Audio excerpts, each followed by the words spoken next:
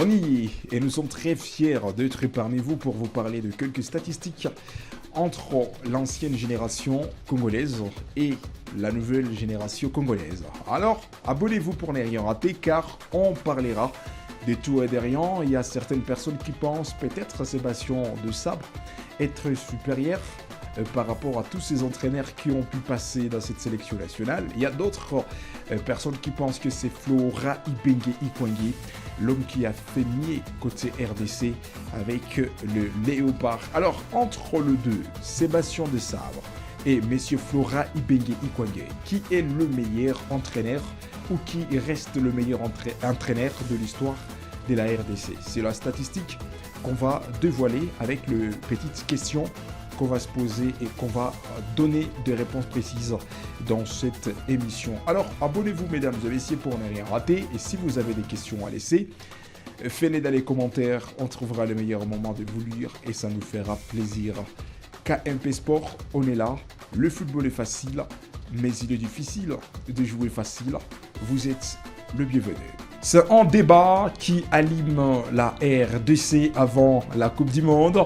Tout le monde sait que la RDC, c'est le pays qui va participer pour la deuxième fois dans l'histoire du pays, la Coupe du Monde. Alors, une fois, c'était en 1974, beaucoup d'années passées, 52 ans après, la RDC qui revient avec force. Alors, cette qualification côté RDC qui nous inspire avec l'analyse entre Sébastien Desabre et Messieurs Flora Ibenge Ikwange. Mesdames et messieurs, téléspectateurs, vous pouvez laisser vos pronostics dans les commentaires entre Ibenge, Flora Ibenge Ikwange et Sébastien Desabre, qui reste le meilleur entraîneur dans l'histoire de la RDC. Alors, KMP Sport, on va devoir commencer avec Messieurs Flora Ibenge Ikwange avec les quelques explications.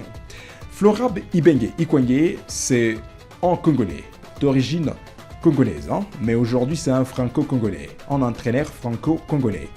Il était d'abord l'entraîneur principal de Vita Club, le club quinois, qui reste toujours à Kinshasa, on le confirme, qui participait et jusqu'aujourd'hui qui participe dans des grands matchs de la Lina Foot, la première division congolaise. Depuis 2016, il a récupéré l'équipe nationale congolaise et rappelez-vous, c'était les championnats d'Afrique des Nations, CHAN, un sigle qui a été remporté par M. Flora Ibenge Ikwange avec le Léopard locaux. C'était le premier titre que M. Flora Ibenge Ikwange avait remporté. Et à cette époque-là, il y avait des stars comme Bolingi Pangui. Il était avec la sélection nationale, même si aujourd'hui les noms de ces garçons restent derrière le miroir de la sélection nationale. Et nous sommes en train de voir aussi Meshak Elia. Il était de la partie à cette époque-là, depuis 2016, Meshak Elia. Et c'était la première saison que Meshak Elia s'est montré, s'est illustré avec cette équipe nationale congolaise et d'autres garçons que aujourd'hui tant de personnes pouvaient se poser. Où est passé héritier Luvumbu, où est parti messieurs Kimwaki Joël, parce que c'était les garçons qui étaient exceptionnels à ces temps-là, 2016. Alors, l'homme qui avait resté avec l'équipe nationale congolaise 2017-2018, le Léopard qui tente la chance de se qualifier à la Coupe du Monde qui s'était organisée en Russie. Rappelez-vous, avant qu'il arrive, c'était Flora Ibenge Ikwange. Flora Ibenge Ikwange qui essaye avec la sélection nationale en 2018, la phase éliminatoire mondiale 2018, la Coupe du Monde qui s'était déroulée en Russie. Rappelez-vous, la RDC à cette époque, il y avait Chancel Mbemba qui était le défenseur central de cette équipe. Même Dieu merci Mbukani Bezoua. À cette époque, Dieu merci Mbukani était le véritable attaquant, le numéro 9 de la RDC. Et jusqu'aujourd'hui, Dieu merci Mbukani reste les meilleurs buteurs dans l'histoire du football congolais. Derrière lui, il y a Cédric Bakambu. Alors, qu'on se les dise, il y avait des bons joueurs comme Yannick Bolazi à cette époque-là. Bolazi, même si aujourd'hui c'est un joueur qui évolue chez le Brésilien, de la première division brésilienne. Et Bolazi était présent avec la RDC à cette époque-là. Il y avait des jeunes joueurs comme Paul Joseph Poku, le médiateur qui était percutant, il pouvait marquer, il pouvait organiser le jeu. Il y avait Meshak Elia, il y avait Jonathan Bolingi Pangui. Mais malheureusement, Flora Ibenge Ikwange n'a pas pu trouver l'onction de qualifier la RDC. Côté défensif, il y avait aussi Marcel Tisserand, un joueur qui a mouillé le maillot avec la sélection nationale à cette époque-là, mais malgré toute cette génération, Flora Ibenge n'a pas pu remporter cette qualification ou qualifier la RDC. Tant de personnes disent que Sébastien, lui a une chance parce qu'il y a des binationaux qui ont pu intégrer la sélection nationale. Mais il faut faire attention, à l'époque de Flora Ibenge Ikwangé, il y avait aussi des binationaux. Par exemple, à cette époque-là, il y avait Yannick Bolazi qui était en Europe avec Crystal Palace. Il évoluait très loin en Angleterre, dans la Prima Liga anglaise avec Crystal Palace. C'est un joueur qui avait intégré l'équipe nationale congolaise à cette époque-là. Il y avait Cédric Bakambu, quand il était encore en Villarreal. Bakambu était le joueur de cette belle formation congolaise à cette époque-là, mais malheureusement, la RDC n'a pas pu trouver l'onction de se qualifier. Alors, une question qui se pose. Qu'est-ce qui a manqué à M. Flora Ibenge Ikwangé pour ne pas qualifier la RDC face à la Tunisie? La RDC qui était sur les points d'arracher la qualification vers la Coupe du Monde qui s'était organisée en Russie 2018. La RDC qui mène au score, mais malheureusement, l'équipe tunisienne qui égalise et qui élimine la RDC. Rappelez-vous, encore une fois, la RDC qui se fait éliminer, on est presque à la qualification directe pour la Coupe du Monde, mais malheureusement, l'équipe n'a pas pu trouver l'onction de se qualifier. Alors, une question qui se pose. Qu'est-ce qui a manqué à Flora Ibenge Ikwangé pour ne pas qualifier la sélection nationale? Alors, tant de personnes ont dit que Flora Ibenge Ikwangé reste l'un des meilleurs coachs de la RDC et d'autres jusqu'à aujourd'hui disent que Flora Ibenge Ikwangé n'est pas le meilleur coach de la sélection nationale. Alors, que dites-vous, mesdames et messieurs, à ce qui concerne le palmarès riche de monsieur Flora Ibenge Ikwangé quand il jouait quand il guidait cette équipe nationale congolaise? Il y avait des stars, Il y avait monsieur Chancel Mbemba, Marcel Tisserand, Cédric Bakambu, il y avait même Dieu merci Bokani qui était là, Yannick Bolazi qui était là, mais l'équipe nationale congolaise qui n'a pas pu trouver l'onction de se qualifier. Alors, à vous de laisser vos commentaires. Qu'est-ce qui a fait à ce que Flora Ibenge n'a pas pu qualifier la sélection nationale? Vous pouvez laisser vos causes et KMP Sport, on trouvera les meilleurs moments de vous lire. Alors, on peut attaquer le deuxième entraîneur. À part Flora Ibenge Ikwangé, on peut vous parler de messieurs Sébastien Desabre. Parce que après Sébastien Desabre, il faudrait patienter encore longtemps pour trouver un entraîneur comme messieurs Sébastien Desabre. Parlons-en un peu. Sébastien Desabre, lui, ce n'est pas un Congolais. Sébastien Desabre, d'abord, c'est un Français d'origine française et de la nationalité française. Qu'on se le dise, lui, il n'est pas un Congolais. Alors, Sébastien Desabre, depuis 2022, il récupère l'équipe parce que c'était jusqu'à la fin, c'était presque à la fin de 2022. Monsieur Sébastien Desabre arrive et il récupère l'équipe nationale congolaise. Il commence sa carrière avec l'équipe nationale à la phase éliminatoire de la CAN. À cette époque-là, c'était en 2023. Il a joué tant de matchs avec la sélection nationale. Il a essayé de gagner les quelques matchs amicaux organisés par la Fédération internationale de football association. Mais monsieur Sébastien Desabre n'avait pas misé trop sur le football local. C'est là où il y a la différence entre Sébastien Desabre et Flora Ibenge Ikwangé. Parce que à la période de Flora Ibenge Ikwangé, lui, il misait trop aux joueurs locaux. Mais Sébastien Desabre arrive, lui, il se focalise trop sur les joueurs professionnels qui évoluent à l'extérieur de la RDC. Alors, l'arrivée de messieurs Sébastien Desabre dans cette équipe nationale congolaise avait changé beaucoup de choses. D'abord, côté tactique de jeu, aujourd'hui, on trouve une équipe nationale congolaise qui s'organise, qui peut organiser 4-5 passes sans erreur. Aujourd'hui, il y a beaucoup de nouvelles recrues qui ont intégré l'équipe nationale congolaise, qu'on se le dise. À l'époque de Flora Ibenge Ikwangé, on avait du mal de convaincre Aro Wan-Bissaka. Mais à cette période que messieurs Sébastien Desabre arrive, il signe le contrat avec l'équipe nationale congolaise.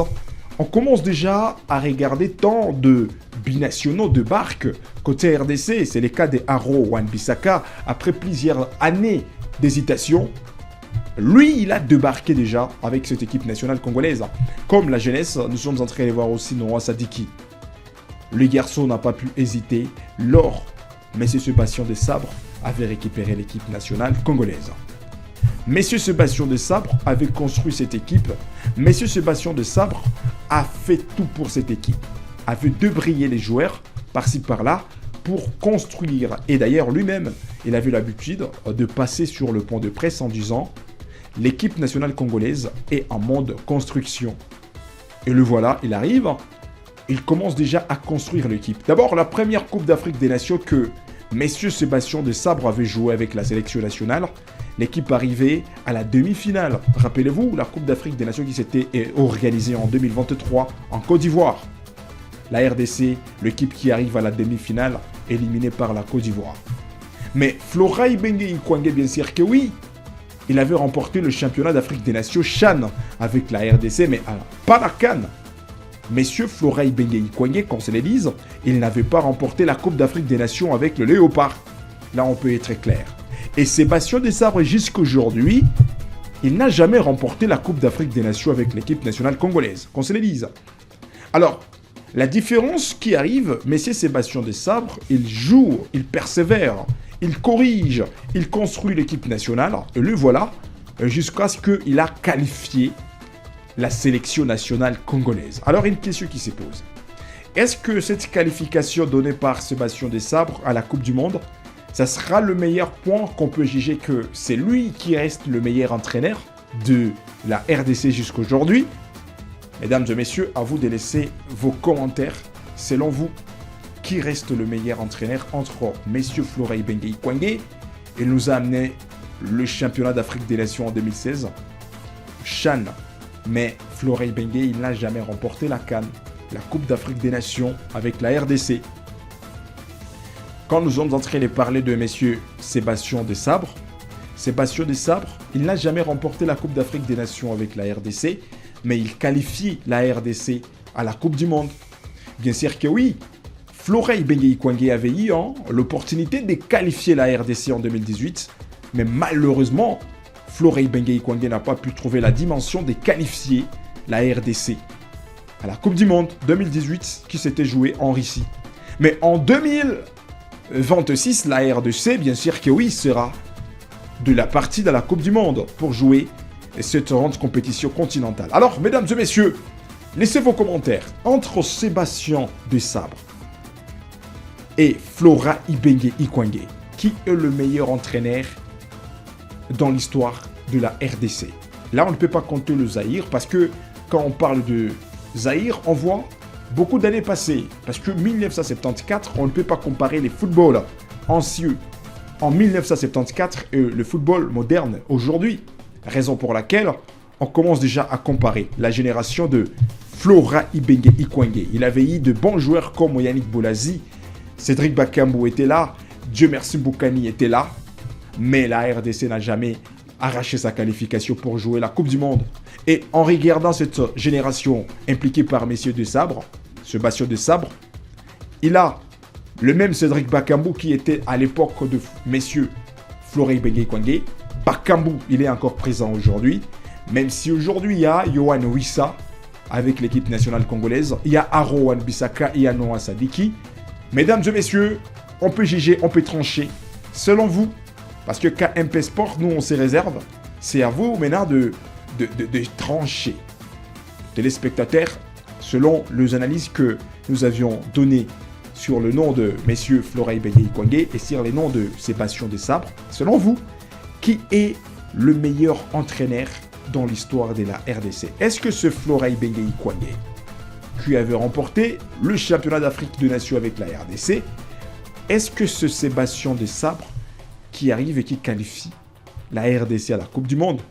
À vous de laisser vos commentaires. Alors c'est par ici que nous bouclons cette belle analyse. C'est une petite comparaison en tout cas, parce que quand on parle du football, on regarde la comparaison, on regarde de rivalité, parce que c'est le sport qui implique ces détails de comparaison, raison pour laquelle on était ici avant la Coupe du Monde de Mar, parce que ça nous restait un mois pour que la Coupe du Monde de Mar.